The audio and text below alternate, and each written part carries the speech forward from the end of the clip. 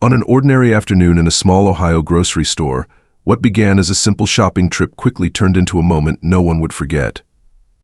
The hum of conversations, the clatter of shopping carts, and the quiet rhythm of daily errands filled the aisles until a sudden exchange brought everything to a halt.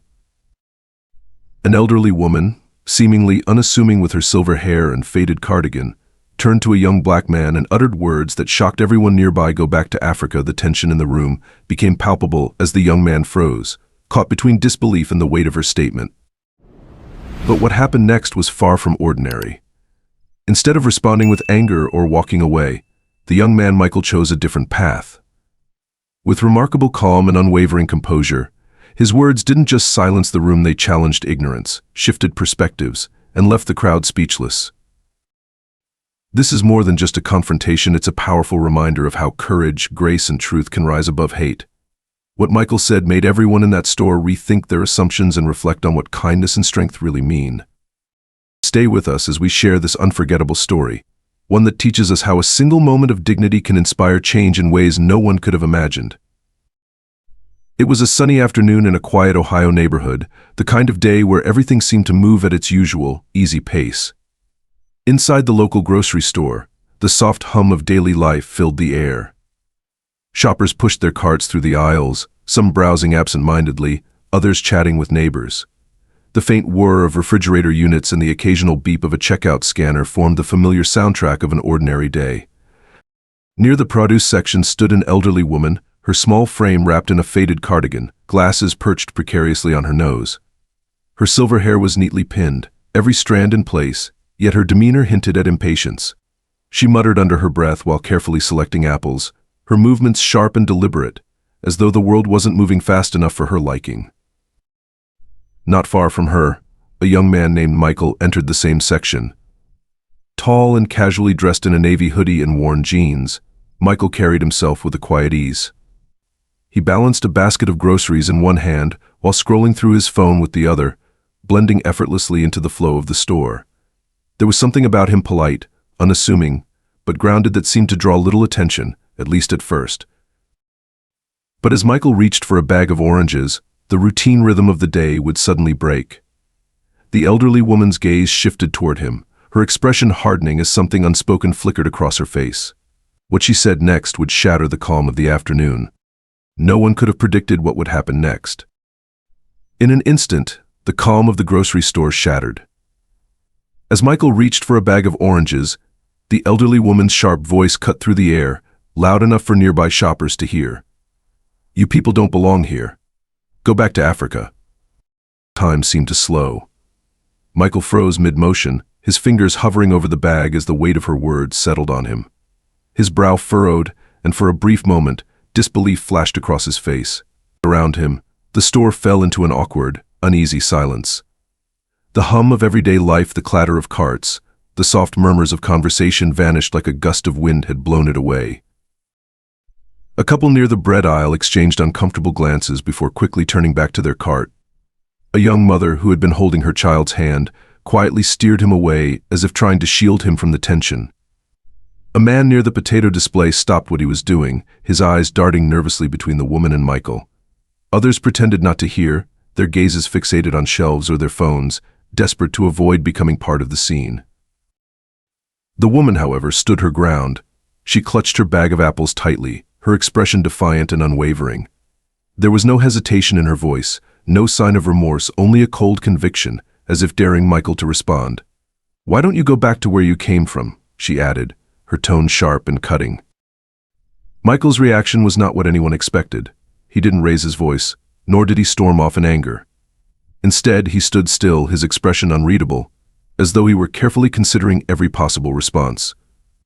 He took a slow breath, his calmness contrasting sharply with the hostility in the woman's words. The air felt heavy, thick with tension that pressed on everyone nearby. Even the employees, frozen in place, didn't know whether to step in or stay out of it. A young worker stacking bananas paused mid-motion, his hands hovering over the crate as he watched, uncertain. At the cash register, a clerk craned her neck, curiosity getting the better of her as she tried to see what was happening. Michael shifted the basket in his hand, straightened his posture, and finally looked at the woman. His face remained calm, but his eyes were thoughtful and resolute, like someone preparing to say something that mattered. In the silence, the tension built to a breaking point, every bystander waiting to see what Michael would do next. His response would turn this moment from an ugly confrontation into something none of them would forget. The silence was deafening, a heavy weight pressing on every corner of the store. All eyes were on Michael as he stood there, still as a statue, gripping his basket.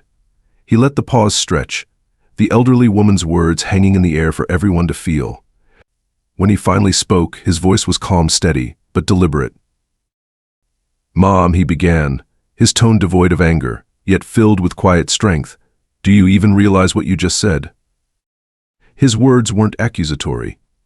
Instead, they felt like an invitation, a moment for her to reflect, to see the gravity of her statement. But the woman, still clutching her apples, did not back down. Her chin tilted upward defiantly. "I said what I said," she snapped. "This is my country. People like you don't belong here." The crowd, already tense, stiffened further. A young woman near the bread aisle gasped audibly, her hand flying to her mouth. A man by the dairy section, who had been idly checking his phone, put it down entirely, unable to look away. It was as if the whole store had stopped breathing. Michael, however, didn't flinch.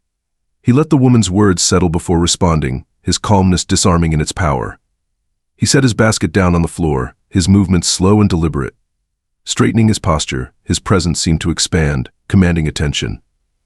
When he spoke again, his voice was steady but carried a new weight, every word chosen carefully. "You said I don't belong here. That I should go back to Africa," he said softly, his gaze unwavering.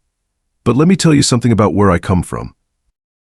The store was silent, every ear tuned to his voice. Michael took a breath, his words carrying the weight of generations. "My great-great-grandfather," he began, "was born in Mississippi. He was a sharecropper working land he didn't own, breaking his back so his children might have a better chance at life. His father—" Michael paused, his voice firm but filled with quiet sorrow, "was a slave, kidnapped, beaten, and sold like property. And for what? To build the very country you're standing in right now." A ripple of discomfort spread through the crowd. The elderly woman's lips tightened, but she said nothing. Others, however, were transfixed, unable to turn away as Michael continued. "My grandfather fought in World War II," Michael said, his voice growing stronger, risking his life for a country that sent him to the front lines but wouldn't let him sit at the same lunch counter when he came home. He was called a hero overseas, but back here, he was treated like he didn't belong. Michael's words struck like a hammer, their truth undeniable. A hush fell so deep that even the distant hum of refrigerators seemed to disappear. He looked directly at the elderly woman, not with anger, but with a kind of quiet intensity. "My parents? They fought too. Not with guns or fists, but by working every single day. My mother's a teacher. She spent her life helping kids, no matter what they look like or where they come from. My father? He's a mechanic. The kind of man who would stop on the side of the road to help someone like you if your car broke down." The elderly woman shifted, her face now a mix of anger and something deeper, something that looked like shame. Michael let his words linger, giving her and everyone else time to feel the truth of what he'd said. "So when you tell me I don't belong here," Michael continued, his voice quieter now, tinged with sadness, "you should know something. I am as much a part of this country as you are, maybe even more, because my family paid the price for it, in blood, sweat, and tears." A collective exhale seemed to sweep through the store. The elderly woman's hands trembled slightly, her apples pressed tightly against her chest. She opened her mouth as if to respond, but no words came out. Michael, still steady, took a step back. "I could have walked away," he said, now addressing the crowd as much as her. "But what good would that do? Ignorance doesn't get better in silence. It's up to all of us to be better than this." His voice softened even further, almost like he was speaking to her alone. "Words matter. Actions matter even more."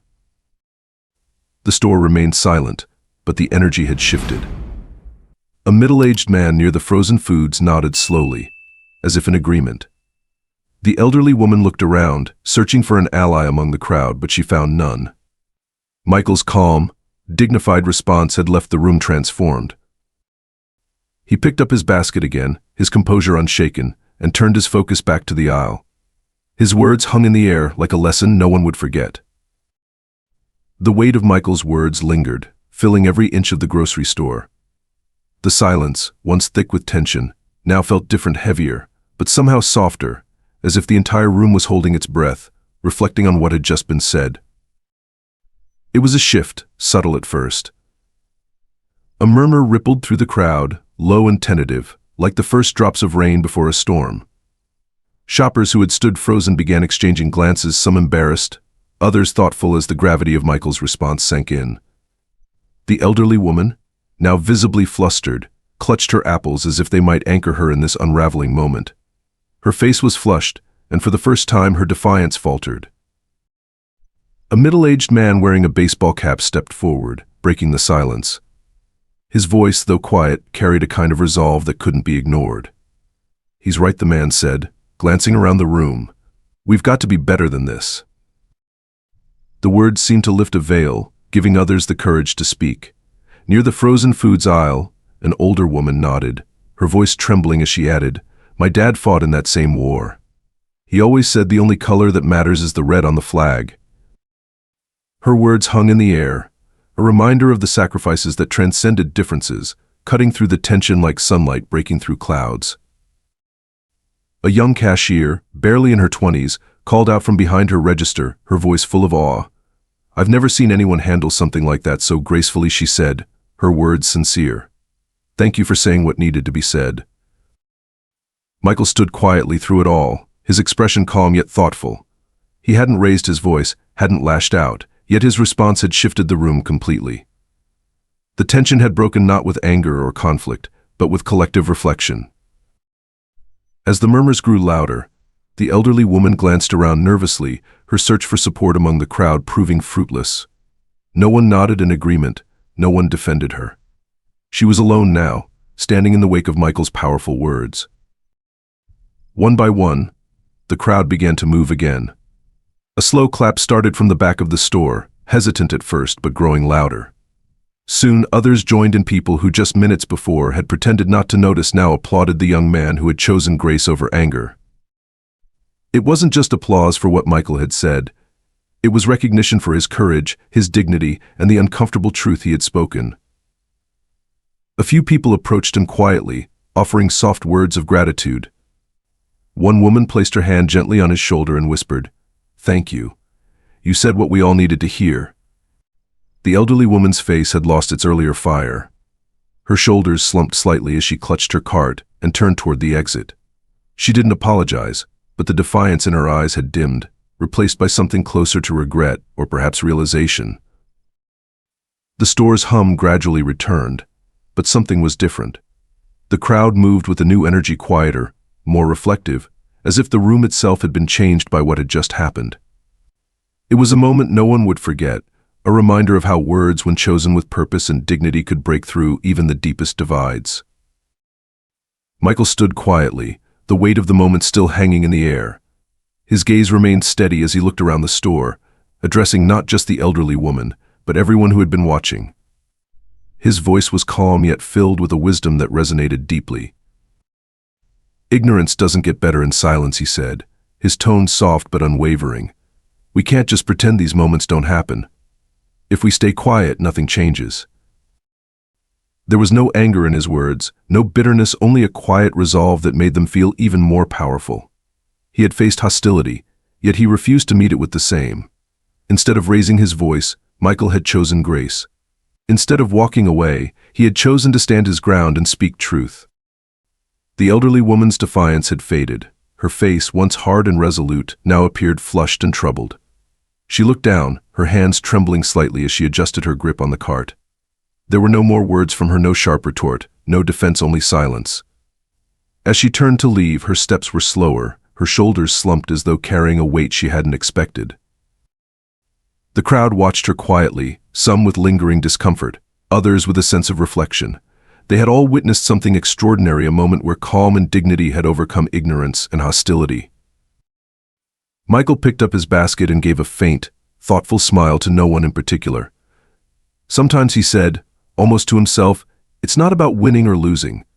It's about making sure people hear the truth." With that, he turned back to his shopping, leaving behind a store and a community forever changed.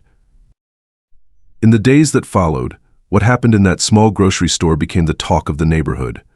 It wasn't just a story about a confrontation, it was about courage, resilience, and the quiet strength of a young man who chose grace over anger. Conversations sprang up in homes, schools, and workplaces. People shared their own experiences of prejudice, their struggles, and their hopes for a better, more understanding community. Michael's calm stand had sparked something deeper, a collective reflection that had long been avoided.